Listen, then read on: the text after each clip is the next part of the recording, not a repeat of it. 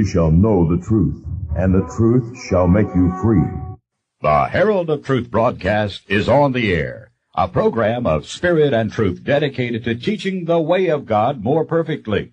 These broadcasts contain keys to help unlock knowledge and reveal hidden truths of the Bible in these last days. Christians called to a higher level of understanding will be given Bible-based solutions to their personal as well as national problems. They will want to find out more about their part in God's plan. Our mailing address is Kingdom Identity Ministries, Post Office Box 1021, Harrison, Arkansas, 72602, and will be given again at the end of this broadcast. The following program is presented in honor of Senator Joseph R. McCarthy, who was born November 14, 1909. It is the true history of this great patriot, as told by his head secretary, Mrs. Larry Lynn. I am delighted to talk about Senator McCarthy. And it is true, when people learn that I had been secretary to Senator McCarthy, they invariably want to know, what was he really like? To me, Senator McCarthy was a courageous American hero. His religious convictions and his deep love for his country were topmost in his mind. He believed in our Constitution and the American people, and he believed that he could help preserve liberty and justice by ridding the nation of its enemies. As for the man McCarthy, I liked and admired him tremendously. He was friendly and unassuming, the kind of a man which most people like the first time they meet him. He was generous, he was thoughtful, he had a brilliant mind and a fabulous memory. He was absolutely honest. He was kind and gentle, and he loved children. He had a good sense of humor and a positive outlook. He was morally clean, and in spite of all the malicious attacks on him personally, he was not at all bitter. This was really extraordinary. He was a grand person to work for. Now that is quite a list of attributes which you may doubt, but I assure you I can prove every one of them. Before I go on, let me add that the senator loved this nation with such devotion that he actually inspired those around him, and it became a real joy working for him and with him for America. It seemed as if we were all part of his crusade. Now, Senator McCarthy had been Judge McCarthy of a circuit court in Wisconsin when the Japs bombed Pearl Harbor. He had joined the Marines and fought in the Pacific during World War II. When he returned, he ran for the Senate, and he won a surprising victory over La Follette. So now he was coming to Washington, a decorated Marine, a handsome, fearless, patriotic Irish American, the heroic son of old-fashioned, God-fearing Christian parents, ready to serve in his government. To this Marine who had fought and helped win a war, which he thought would assure peace and freedom for the world, imagine how he must have felt when he finally realized that his government had negotiated away our victory, and we had truly lost the peace. He soon began to realize that subtle treason had flowered in Washington, and the people did not have a patriotic watchman to warn them what was going on. And so it came as a terrible blow to learn that the Soviets would not only control half of Germany and half of Berlin, but Stalin had convinced our government to sacrifice Poland to the communists as well as all the nations adjoining Russia, such as Romania, Czechoslovakia, Lithuania, Latvia, and so forth. These had all been free and independent countries, and there was really no good reason to let the communists take them over. But our president and some of our high officials liked Stalin, and it seemed they were convinced that by giving in to Soviet demands, they would assure peace in our time. And our surrender of China seemed just as pointless. Today, we are seeing the results. We saw them at Beijing.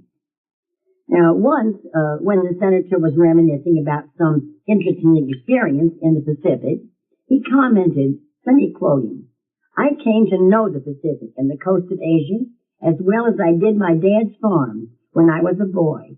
And for the first time, I began to fully appreciate the great wisdom of America's long-term policy on Asia, the policy of maintaining a free, independent, friendly China in order to keep the Pacific actually Pacific, in fact, as well as in name. And now I learned that our wise, long-term policy was being scuttled. So Senator McCarthy, when he came to Washington, realized the situation in the Far East. Now, Senator McCarthy, the senator-elect, arrived in Washington December 1946, about 2 weeks before being sworn in. 3 days later, he and his administrative assistant were invited to have lunch with James Forrestal, Secretary of the Navy. The senator often wondered why the busy Secretary of the Navy discovered that a freshman senator had arrived in town, and why he took so much time to discuss our nation's problems with him. I think we can see God's hand in this. And the senator often told us he thanked God many times for Forrestal's time and advice. Now, Forrestal was fully knowledgeable about communist penetration and influence in our government. He was able to bring Senator up to date on communist influence in our schools, in all our educational systems, in our news media, and definitely in our government. In the State Department, for instance, communists had recommended communists for jobs, and then recommended each other for raises. So some of them were in policy-making positions, where our foreign policy was definitely slanted towards Soviet objectives. Now, before talking with Jim Forrestal, Senator McCarthy admits he thought we were losing to communism because of incompetence or stupidity on the part of our national planners. He mentioned that to Forrestal. Senator McCarthy claimed he would never forget Forrestal's answer. McCarthy, he said, consistency has never been a mark of stupidity. If our State Department boys were merely stupid, they would make a mistake in our favor once in a while. Forrestal then told the senator that the FBI had not been asleep, however.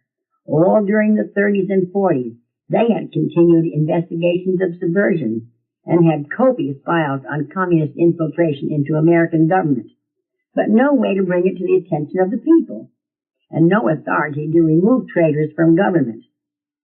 At one time, the FBI had notified the President Truman, that a top official in his Treasury Department was favoring communism. In fact, they notified him 6 or 7 times, and Truman gave that suspected traitor a more responsible position. This man was Harry Dexter White, and we find him very active in our government and all their decisions. In fact, it was he who helped send our money plates to the Soviet Union. Now, Secretary Forrestal explained also, when the House Committee on Un-American Activities had held hearings and exposed Al Drahis as a communist agent working in our State Department, and reported this to President Truman, Truman had ridiculed the report, calling it a red herring. Secretary of State Dean Acheson proudly declared that he would never turn his back on Al Drahis, a convicted traitor. Secretary Forrestal deserves our sincere appreciation.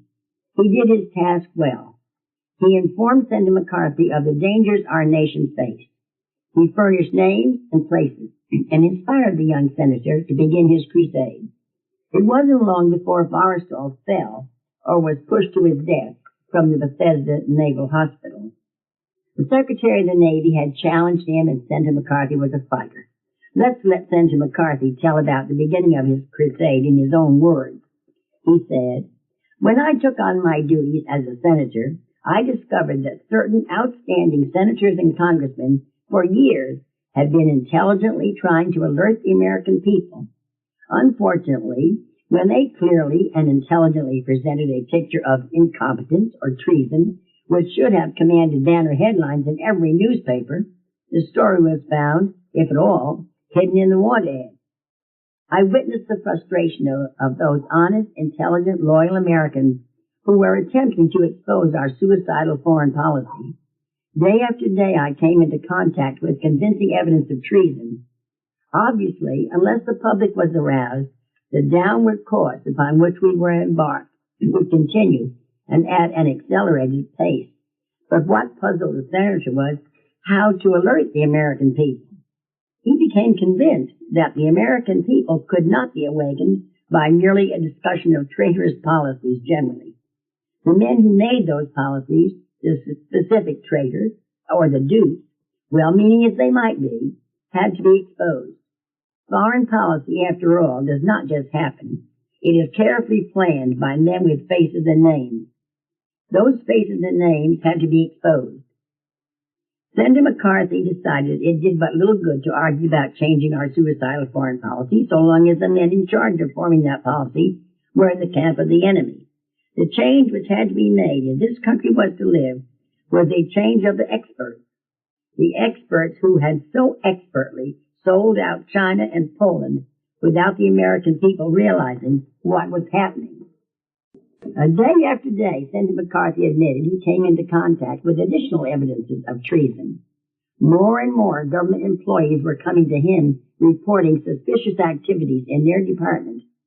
Sometimes they had absolute proof of sabotage or espionage. Senator and his staff were spending a great deal of time following the leads that they were receiving, and more the senator felt the need to awaken the American people. His first opportunity came when he was invited to speak at a Lincoln Day dinner in Wheeling, West Virginia, given by the Republican women of Wheeling. And so it was on February 9th, 1950, when Senator McCarthy finally got his crusade underway.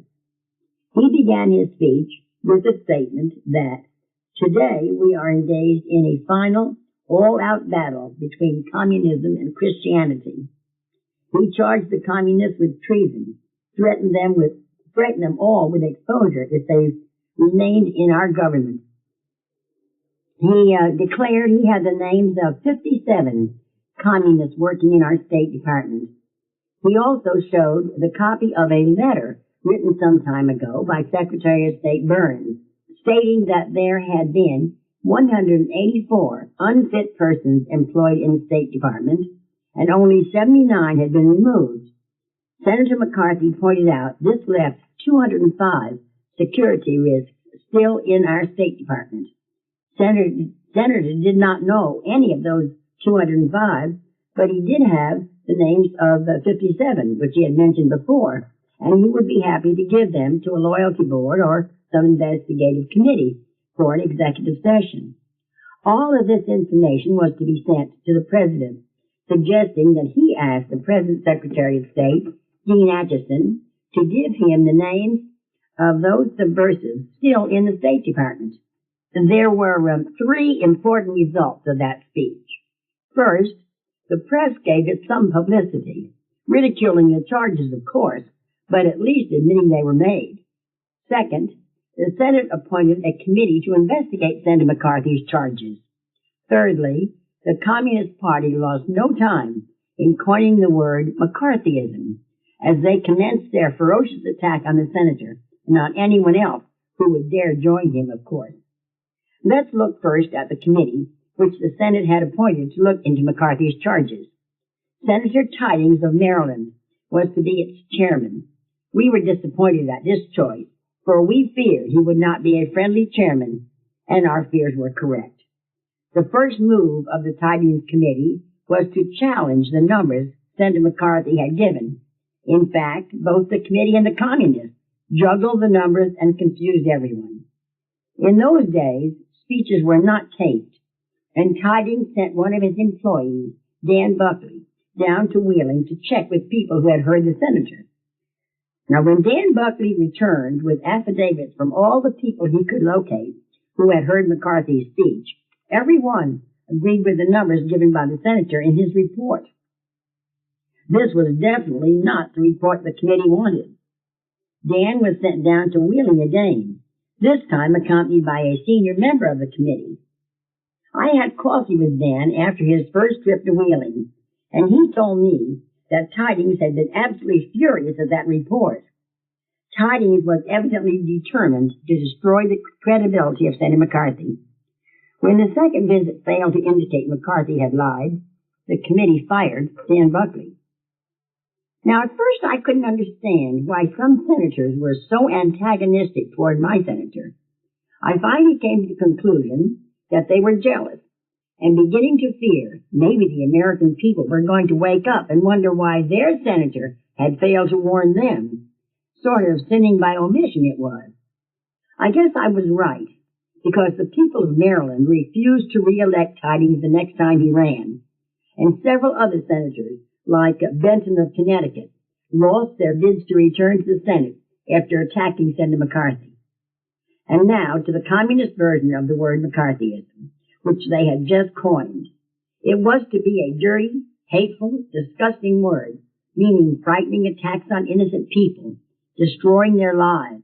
It meant character assassination. It indicated a vicious witch hunt. The first time I actually saw the word in print was in the Daily Worker newspaper. This was the Communist Party newspaper published in New York City, which carried orders to American communists from the Soviet Union. And now the communist attack on Senator McCarthy came into full swing. Following Lenin's instructions, every effort was being made to smear and discredit his life, his character, his work, and particularly his methods. Because some people did not understand what the communists called his methods, and the press continued using the communist meaning, Senator McCarthy wrote a book explaining all that he was doing, and he named it McCarthyism, the Fight for America. Senator McCarthy did warn the American people to take a long look at what had happened to the Russians when the communist Bolshevik terrorists took over their country. All of a sudden, their freedom completely gone, millions murdered, and many millions of their farmers starved to death. It was a frightening picture, and McCarthy knew the true aim of the communists was total world domination. Back in 1946, one of the Soviet leaders, Dmitry Manuelsky, told his communist followers to be patient. He told them that war to the hilt between communism and capitalism is inevitable. Today, he told them, they are too weak to strike, but their day will come in 30 or 40 years. But first, he told them, we must lull the capitalist countries to sleep with the greatest overtures of peace and disarmament known throughout history. And then, when their guard is dropped, we shall smash them with our clenched fists. I think we need to remember that was in 1946, and nowhere have we seen any indication that they have changed their ultimate aim. When the senator's book, McCarthyism, The Fight for America, was printed, it was sent to libraries and bookstores throughout America, but it was hidden and almost never displayed. The news media continued to accept and publicize the communist burdens of McCarthyism again and again. Over the years, it is a fact that when a lie is repeated often enough, people tend to believe it. As a result, even today, we have many uninformed people who think of McCarthyism as a dirty word. If people would just take time to do a little research, they would discover not McCarthy the evil accuser, but McCarthy the American hero. The integrity of his motives, the accuracy of his charges, and the validity of his message are vindicated by the truth. And of course, the truth is now that McCarthy was right. Let's think back to the Tidings Committee, which had been instructed to look into Senator McCarthy's charges of communists working in our State Department and or influencing the foreign policy of our nation. One of the first names Senator McCarthy gave the committee was the name of Owen Lattimore. I thought the senator must have been very sure of his facts, as Owen Lattimore was a highly respected Far Eastern authority to whom our State Department looked for advice on policy decisions. He was known all over the world for the books he had written and the articles in magazines, mostly about China and the Far East. Also, he was a professor at Johns Hopkins University. The Tidings Committee seemed delighted. Surely, this was a perfect example of a wild man making irresponsible charges, and they promptly cleared Lattimore of having any communist bias. It was truly amazing to watch the news media join the attack on the senator and defend Owen Lattimore. Unless Senator McCarthy could be proven right, this looked bad for him, and you can imagine we all sighed a huge sigh of relief when the Senate, at that very moment, established the Senate Internal Security Subcommittee, a branch of the judiciary with authority to research and investigate any and all subversive movements or individuals in our nation. And we all said a prayer of thanks when the new committee, we called the SISS, was given the task of investigating any communist influence in the Institute of Pacific Relations, of which Owen Lattimore was one of its leaders. Senator Pat McCarran was chosen to be chairman of the new subcommittee. This was an excellent choice, as McCarran was well known for his anti-communist leanings. Chief counsel of the committee was to be Robert Morris, formerly with Naval Intelligence, whom I knew well. Ben Mandel was research director, and I understand he was at one time a member of the Communist Party and could be a wonderful help to the committee. There were several secretaries, and I believe they were looking for another secretary, one cleared for secret. I had naval and clearance for secret, and I was working for the Navy at that time. I asked for release from my job with the Navy, and when they learned why I wanted the release, they gave it to me, and I secured the position with the Senate Internal Security Subcommittee. This was the same kind of work I had been doing for the Navy, and I was truly thrilled. I was placed in the Pentagon, in the Far East section of intelligence, where I took dictation from 67 intelligence officers reporting happenings in the Far East to the Admiral. It was here that I heard the names of many of the pro-communists and communists active in the Far East, and much of what they were doing. I had for some time been closely following the charges being made by Senator Joseph McCarthy, particularly because the men he named were ones with which I was familiar from naval intelligence reports.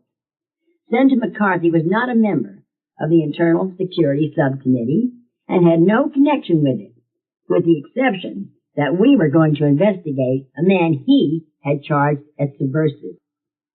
And when the committee learned that some of the back files of the Institute of Pacific Relations had been hidden in a barn in Lee, Massachusetts, acting on the authority given them, the subcommittee took possession of those files and moved them to the Senate Office Building in Washington. Altogether, there were some 20,000 documents, including books, magazine articles, memorandums, letters, minutes, and reports, all of which were studied for the next 5 months. Some 2,000 became the preliminary basis for the committee's investigation, and now it was time to hold hearings. These hearings lasted about 6 months and included many witnesses along with the 28 Institute of Pacific Relations members. It has been conceded that this was the most important, careful, and productive investigation ever conducted by a committee of Congress. Those hearings became big news, followed closely by all the news media. Indeed, these were exciting days. The hearings were held in the Senate Judiciary Room, which adjoins our office, so we were in and out of the hearings and often taking dictation from one or more witnesses. A number of the IPR witnesses took the Fifth Amendment and refused to answer any questions. A number of them answered questions but failed to tell the truth. Owen Lattimore, remember him? The committee's final report states that Owen Lattimore testified falsely with reference to at least 5 separate matters that were relevant to the inquiry and substantial in import. The final report of the year's investigation was published in July 1952. Among other conclusions, we find the following, quote, "The effective leadership of the Institute of Pacific Relations used the IPR prestige to promote the interests of the Soviet Union in the United States." And another section read, "During the period 1945 to 1949, persons associated with the IPR were instrumental in keeping United States policy on a course favorable to communist objectives in China." And when it came to the reports on Owen Lattimore, they proved beyond any doubt that McCarthy had been right. The committee report stated, quote, "Owen Lattimore was, from some time beginning in the 1930s, a conscious, articulate instrument of the communist conspiracy," end quote. There was no doubt, was there? There are many more conclusions on a similar vein, many of them proving Senator McCarthy's charges of subversion and communist affiliation were correct. Now that the hearings were printed, I applied for a position with Senator McCarthy. My position was as Assistant Secretary, but shortly his secretary left on a protracted leave, and I moved into her position. I'll never forget the first time the senator called me to come into his office to take dictation. I had heard that he was very fast and very impatient, so I was a bit nervous as I gathered a handful of pencils in my shorthand book and went in. He greeted me pleasantly explained that he was preparing an answer to letters requesting information, and after a few sentences, Senator stopped and turned and asked, "Larry, am I going too fast?" He wasn't, and I never worried again about taking his dictation. I think I have told you the Senator was thoughtful, and indeed he was. Someone asked me if Senator McCarthy dictated all the letters that went out under his signature. I can assure you he did. He answered every letter which came from Wisconsin and many others. When the Senator's reply was served for a number of letters, the Senator would dictate a form letter. When it was typed, he would read it carefully and then sign his name across the whole letter, which we could then use to answer all letters requesting that same information. Every letter that went out under his name, however, was signed by him personally. Now, while on the subject of letters, I must mention that no matter how busy he was, the Senator always took time to dictate a letter to each young person writing for information. Sometimes it would take several pages to give the young person a complete answer, but he never failed. Senator McCarthy certainly loved young people, and little children loved him. Every time he was around little children, the first thing you'd see would be one of them on his lap, maybe one climbing on his shoulders. They just loved the Senator and he loved them. While I served as his secretary, all the mail which came into the office came over my desk. It was thrilling to read, because such a large percentage of the mail was favorable. I would say 85 to 90%. I believe I mentioned that the Senator was generous. Let me give you just a few instances. Priests would write the Senator from all over the world, suggesting that they needed certain books or other supplies. Without hesitation, the Senator would authorize someone to get whatever the priest needed, charge it to his personal account, and send it on away to the priest. Because he was so generous, we often tried to handle requests ourselves. Once, when a mother from Wisconsin was expecting another baby, her carpenter husband had been hurt and couldn't work, therefore they needed all kinds of supplies, we placed a large box in a corner of our office and were gradually filling it with little gifts. When the Senator saw the box, he wanted to know what it was for, so we had to explain. Right away, he suggested we buy a nice crib and send it to her with a card on it from the office secretary. Charge it to him, of course. There was one thing a bit unusual which I had noticed as soon as I joined the office staff, and that was the terrific amount of respect that each one of his staff felt for the Senator. When addressing him, they all said, of course, Senator McCarthy. And when speaking of him, they invariably said, the Senator. Not because he requested it, but their respect was shown in many ways. His staff knew how dedicated he was and how hard he worked. They also knew that he did not recklessly charge people with being communists, unless he was sure they were. As a matter of fact, he often warned us not to label anyone a communist unless we had seen their communist card. In those days, communists did carry cards. And now to the Eisenhower-Stevenson election. Most of my friends can't understand how Senator McCarthy could have voted for Eisenhower. The truth was that the news media had kept Eisenhower's dealings with Stalin from the public. And of course, the Senator didn't know that Eisenhower would become such a vindictive enemy. We did have information that Stevenson stood by the convicted communist Alger Hiss, declaring how much he admired him and how he was the best informed man in the United Nations. And Senator McCarthy was convinced that Stevenson would be a dangerous man as president. The truth is that there really probably wasn't much choice, I don't think.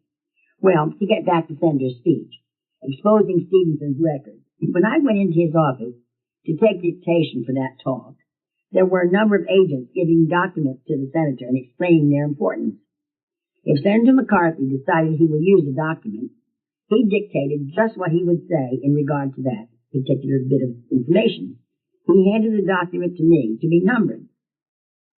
When the Senator gave his speech in Chicago, he took along all the documents I had numbered and announced that everything he was going to say was well documented. And he invited all members of the press to come backstage as soon as he was finished to get the documentation. Not one reporter came back for his copy. And the next day, we all read in the Chicago papers about the vicious, unfounded charges Senator McCarthy had made. It really was a bit frustrating. For his first 2 years in the Senate, Senator McCarthy was a one-man investigator with 1 or 2 men working with him. He exposed 81 subversives working in the State Department. All were proven guilty and removed from government work. The senator also had turned over the names of suspected communists in other branches of our government. He had also investigated waste and inefficiency in several government departments, which resulted in the saving of millions of dollars to the taxpayer. He was dedicated and he was a hard worker. Early one morning, New Year's morning, another secretary and I had decided to work to catch up on a number of things that we had not done the week before. I had taken off my shoes and was comfortably sitting on the senator's desk while she read times, dates, and places to be put into the senator's desk calendar, when all of a sudden the door flew open and there stood the senator. I think that was the shock of my life. He looked surprised and he asked, "Larry, what on earth are you girls doing here now?" When he realized what we were doing, he laughed, and we all worked a full day. That didn't sound like a man who had been celebrating much the night before, did it? Senator McCarthy was being accused of drinking too much. Well, if he did, it wasn't during the day, because I sat next to him or across the desk from him every day taking dictation, and I never smelled liquor on his breath. He never offered people a drink in his office, as the news media had charged, because there never was a bottle in his office. But the attacks on Senator McCarthy continued. Some accused him of wanting to be president, as if that were a crime. But they tried to make it seem like it was a crime. But when they did announce this, hundreds of people reacted differently. We were soon absolutely flooded with hundreds of letters of encouragement, and often containing everything from 50 cents to many dollars. We sent it all back with a gracious letter of appreciation from the senator, saying he really didn't want to run for president. He wanted to remain the senator from Wisconsin and fight on to rid our nation of treason. Some of us really wished he could be president. What a difference that would have made. We were all mighty proud of our senator, I can tell you. One time, Senator McCarthy did sue a newspaper for slander. That was the Syracuse Standard-Times of Syracuse, New York. It was great to have that newspaper retract all the vicious lies they had printed. Now I hope the senator would sue the Washington Post. He could have easily won, but he refused to take the time. He felt that would please the communists because it would keep him from exposing more traitors and getting them removed. About that time, Louis Budens, who had been editor of the Communist Daily Worker, had turned over the names of 400 Communist Party members, all employed in the newspaper and radio field. All these would require research and hearings. It would take the senator's staff a great deal of time to handle this. One day the Marine Corps called from the Pentagon and wanted an appointment with the senator. They suggested one day the following week. I told the senator, and he asked me what they wanted. I really didn't know if I should have asked them, so I hadn't. Senator said, never mind, of course, he'd be glad to see them. When they arrived, there were a number of them, and a man with a camera. They had come to present the Flying Cross with 4 or 5 medals, I forget which, but it was a very nice ceremony. However, it seemed to spark another attack on the senator. Some reporters wrote that he must have requested it. Drew Pearson featured it on 3 separate broadcasts in which he claimed he had seen McCarthy's Navy record and McCarthy had never even seen active duty. This was so ridiculous, Senator Kane of the state of Washington was furious. He knew McCarthy's record, and because he knew that Senator McCarthy would never publicize it, Senator Kane secured a copy and read it into the congressional record, where it is available for anyone who can read. The Senator McCarthy was humble. I said he was, and he was. Now here is the Marine record. The United States Pacific Fleet, flagship of the Commander-in-Chief. The Commander-in-Chief, United States Pacific Fleet, takes pleasure in commending Captain Joseph R. McCarthy, United States Marine Corps Reserve, for serving as set forth in the following citation: for meritorious and efficient performance of duty as an observer and rear gunner of a dive bomber attached to a Marine Scout bombing squadron operating in the Solomon Islands area from September to December 31st, 1943. He participated in a large number of combat missions, and in addition to his regular duties, he acted as aerial photographer and obtained excellent photographs of enemy gun positions despite intense anti-aircraft fire, thereby gaining valuable information which contributed materially to the success of subsequent strikes in the area. Although suffering from a severe leg injury, he refused to be hospitalized and continued to carry out his duties as intelligence officer in a highly efficient manner. His courageous devotion to duty was in keeping with the highest traditions of the naval service. This was signed by C.W. Nimitz, Admiral, United States Navy.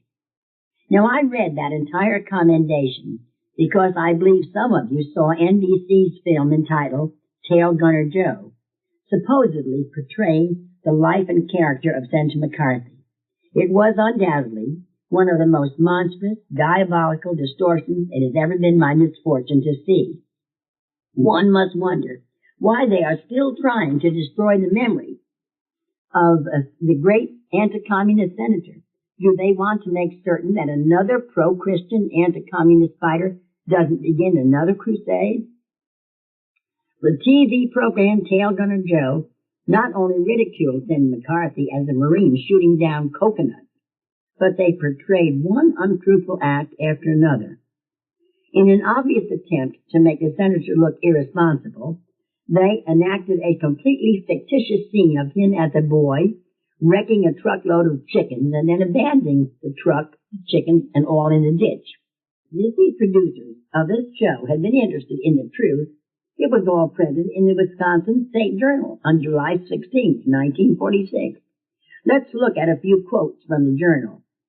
Quote, they said, Joe's youth wasn't much different from that of other Wisconsin farm youngsters.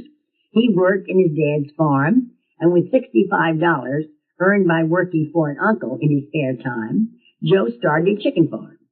He had built his business to 2,000 laying hens and 10,000 broilers when influenza put him to bed for several weeks, and neighborhood boys who tended the flock didn't display the same enthusiasm that Joe did. Result, thousands of dead chickens and Joe out of business. Continue the story. This is from the Wisconsin State Journal. Joe moved to a neighboring town and got a job. He finally got 2 jobs and then decided he should go back to school. At 19, he entered the local high school, and according to the Wisconsin State Journal, he jammed 4 years of high school into 1. He passed the final exams with flying colors and ended on the honor roll. Principal L.D. Hirschberger, in passing out the diplomas, described the boy who had completed the 4-year high school course in 1 year while working at 2 jobs as, quote, the irresistible force who overcame the immovable object. I believe I told you before that when the Second World War started, Joe McCarthy was a judge. He couldn't let his country fight a war without him, so he turned his judgeship over to another and volunteered in the Marines. Now let's go back to his crusade in the Senate. There were times when it was rather tense in our office, when we couldn't help but wonder if some radical might toss a bomb in our door. Not only were we hated by the communist traitors, but there were Americans who supported the communists because they honestly believed communism, or what they thought communism was, would be far better for the working man than capitalism, and they hated us too. It would help our mood sometimes to have a good laugh, and I told you that Senator McCarthy had a good sense of humor. Once the senator learned that a con man was claiming he had access to our office and would report what went on for a price.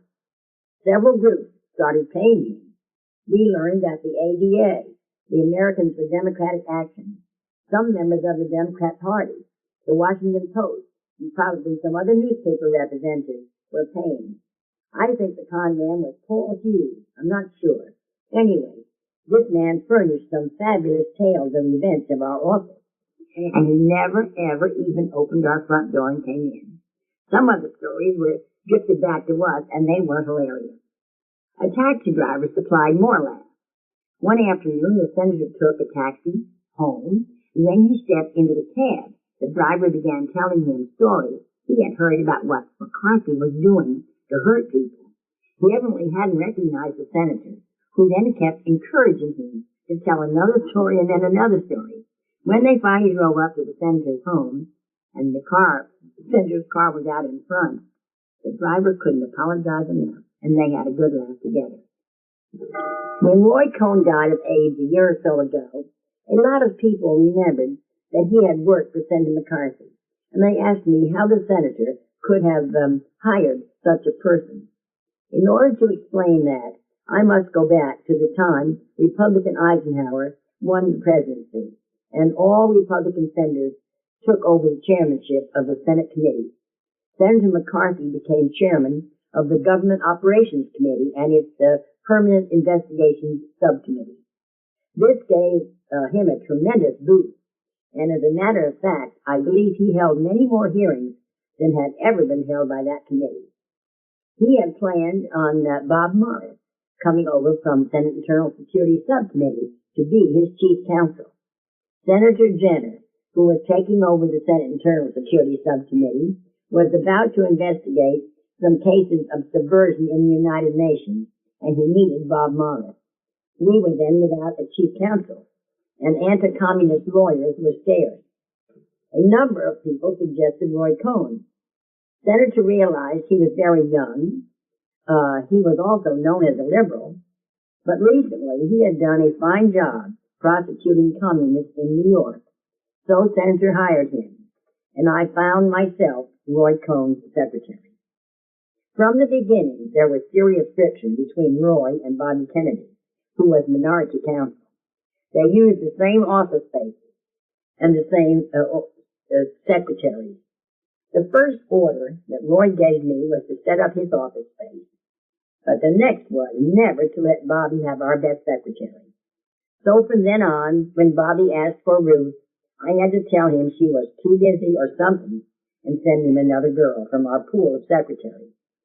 In a couple of days, a friend of Roy's arrived to work as a $1-a-year man, and we set him up in the office too.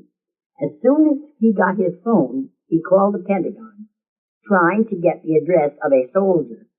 I heard him having some trouble if he had to wait till the next day, and I heard him use Senator McCarthy's name. So I called Don Serene, Senator's top investigator. Don called the Army and apologized and straightened it out with that officer.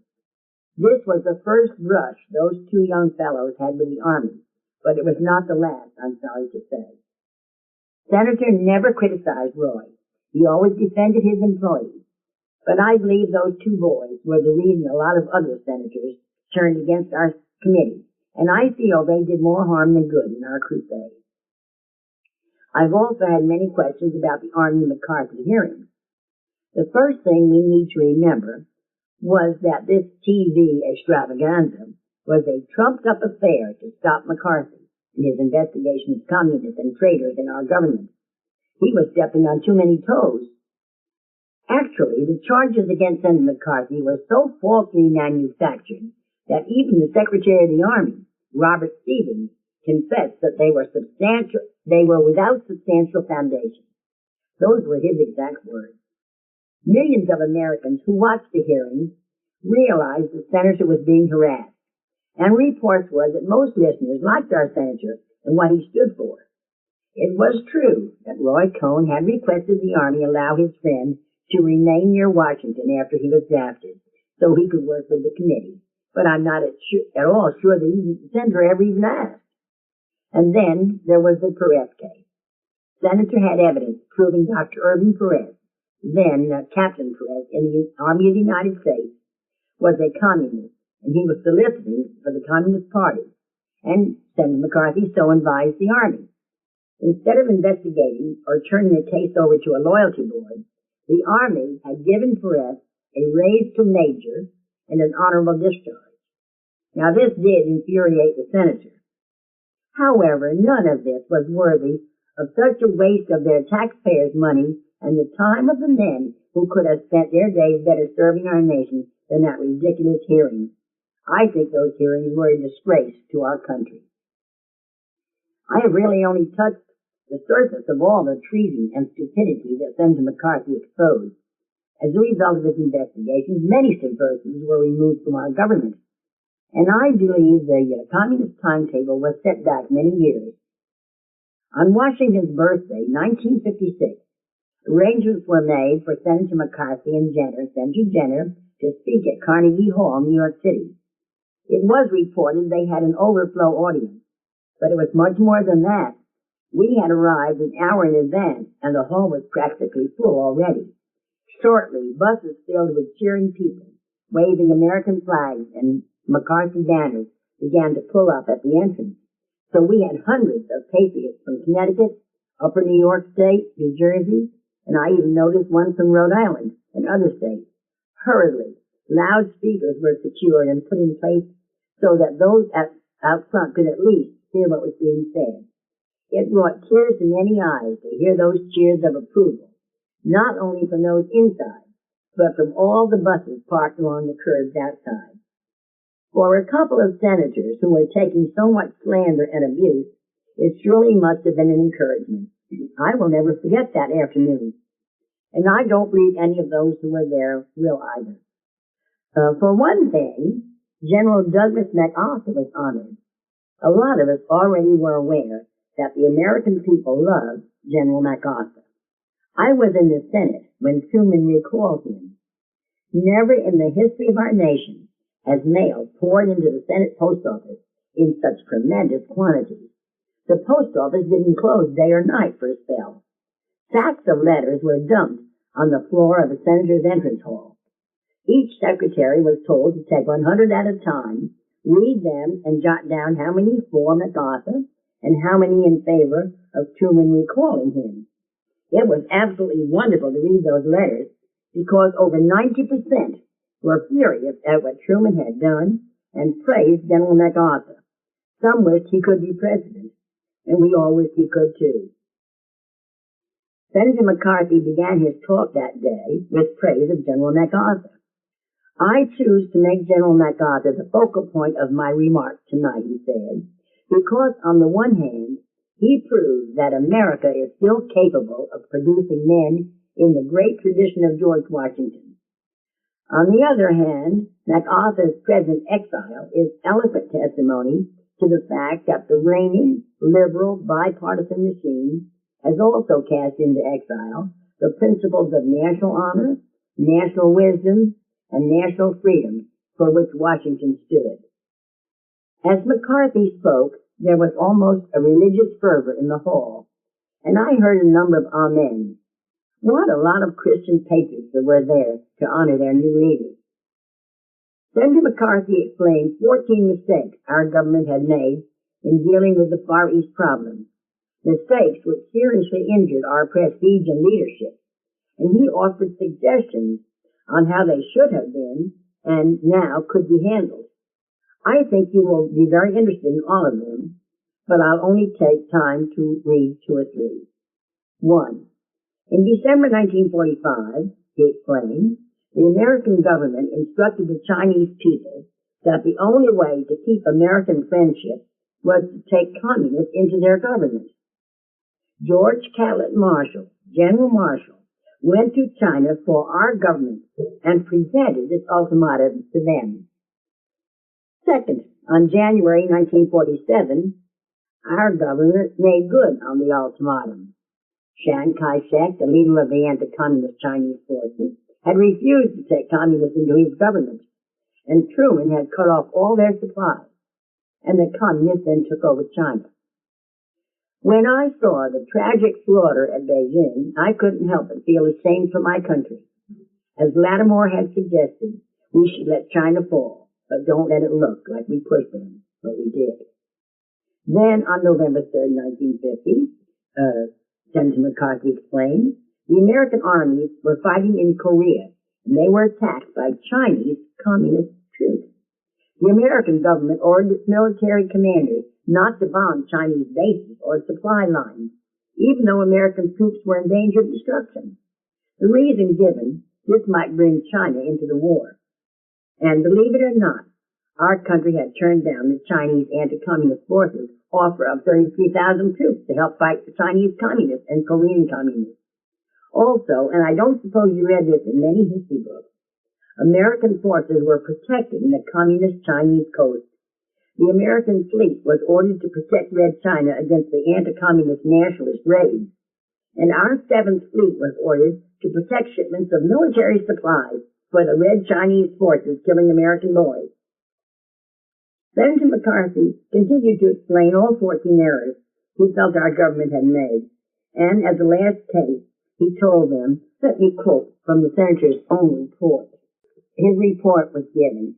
As late as May 1955, the Senate Subcommittee on Investigations reported on the basis of questioning top State Department, Defense Department officials that 481 American prisoners of war were still unaccounted for and were believed to be in Chinese prisons. Last year, with great fanfare and by making who knows what concessions to the Reds, we obtained the release of 15, which leaves 466 American fighting men whom the mightiest nation on earth is evidently not lifting a finger to protect. I say the world will never respect us, will never acknowledge us as a worthy leader in the anti-communist cause until it learns that when an American soldier goes overseas, he packs on his shoulders the entire strength of the United States of America. The nation owes the same duty to the soldier as the soldier owes to the nation. Senator McCarthy continued, therefore I repeat what I have urged 100 times before, that we put Red China in an economic straitjacket, that so long as an American boy remains in communist control, that no American money to nations that trade with Red China, in strategic supplies or otherwise. One of the results of the Geneva Friendship meeting is that we are now permitting our alleged allies to ship highly strategic war supplies to the Soviet Union. This policy, of course, affects the Far East, as well as other parts of the world, since communist China gets what she needs from communist Russia. This was the subject the senator stressed in press releases. I can't remember that there were any more boys released after that. Now, I won't take time to go into all of the mistakes Senator McCarthy explained, but I should mention the suppression of the Wedemeyer report. General Wedemeyer was one of our top intelligence officers who had prepared a special report to Congress on how China could be saved from communist conquest. This special important report has been withheld from the Congress. When the Armed Services Committee of the United States Senate learned of this, they asked General Marshall why he had joined in the suppression of that report.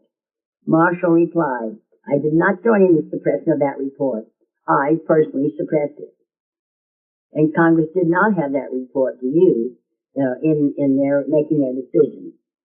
Senator McCarthy kept finding more and more references to General Marshall as he continued his research into the reason China fell to the communists. When he heard that the Foreign Affairs Committee of the House had been requested to approve the arming by America of 10 Chinese communist divisions, he could hardly believe it. And then he learned that Secretary of State Dean Acheson reported that General Marshall had agreed to assign 69 United States officers and 400 tons of American equipment to train 10 communist Chinese armies. This was incredible, and when Senator McCarthy had completed his research, he gave a report of General Marshall's record to the Congress and printed his book, Retreat from Victory, the story of George Cabot Marshall. Now, General Marshall had been built up as such a great general and hero by the press that most people had a hard time believing the truth. But his book was completely documented. Before I finish, remember in describing Senator McCarthy, I used the word gentle. Now that does sound a bit strange for such a masculine man, but he was gentle. The author, Brent Bozell, who is known as a good judge of character, wrote, quote, I studied Senator McCarthy's work, and I helped write a book about it. And in the course of professional interviews, I caught glimpses of the buoyancy, the strength of will, the awesome single-mindedness, the gentleness of this man. And so Brent Bozell saw what I saw. Now, another character witness I'd like to quote is William Rusher, publisher of National Review. After the senator had been censured, Rusher thought that perhaps this would be a good time to find out if the senator was ever bitter. After his interview, Rusher commented that bitterness was just not in Senator McCarthy's character. And then he added, let me quote his next comment, we might interject here that, surprising as it may sound, the dominant quality in Senator McCarthy was a singular sweetness in his character. This was at once the key to his success, since in its purity depended his courage, and it was courage that put him in the forefront of anti-communists, many of whom were more knowledgeable than he, and it was the cause of his downfall. For valiant though he was in fighting for his country or for principle, he could not be ruthless in fighting for himself. End quote. Now, I almost forgot to tell you about Senator's marriage to Jean Kerr, and it was a very important and a very beautiful part of his life. Jean had worked for the senator and had helped write his book, McCarthyism: The Fight for America. Jean was a beautiful, very smart girl. We all loved her dearly. This marriage was a very happy marriage. Now, I guess this brings us to Senator McCarthy's death. Yeah, he was in his 40s when he died on May 2nd, 1957. He died at Bethesda Naval Hospital, the same hospital from which that other patriot, Secretary of the Navy Forrestal, fell or was thrown to his death. Senator McCarthy's death certificate read, hepatitis unknown. Now, there were so many conflicting reports concerning his death that it is very confusing. Medford Evans, the man who wrote The Assassination of Joseph R. McCarthy, was convinced that the senator had been murdered, and I am inclined to agree with him. I hope his life, though, will encourage others to learn the truth, and I pray that the truth will lead America back to a Christian government. Joseph McCarthy was buried at Appleton, Wisconsin, where every spring there is held a memorial service. God bless the memory of a great Christian patriot, Joseph R. McCarthy. We pray that your spiritual ears have received today's message and that you were fed with strong meat relevant to solving the needs of our nation and Christian civilization everywhere.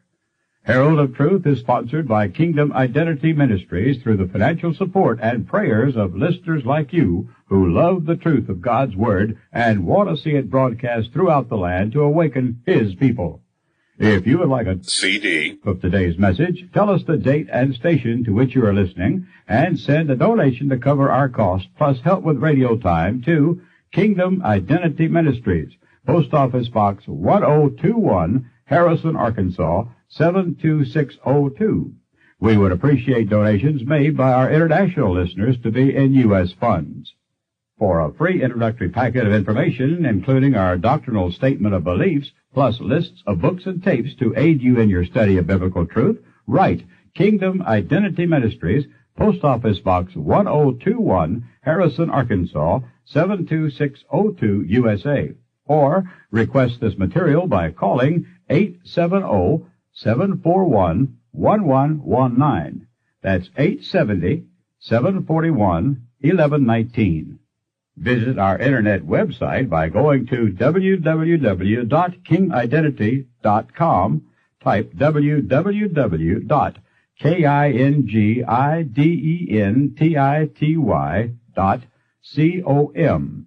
We invite you to listen regularly to Herald of Truth broadcast for more dynamic messages proclaiming the gospel of the kingdom at this same time and station.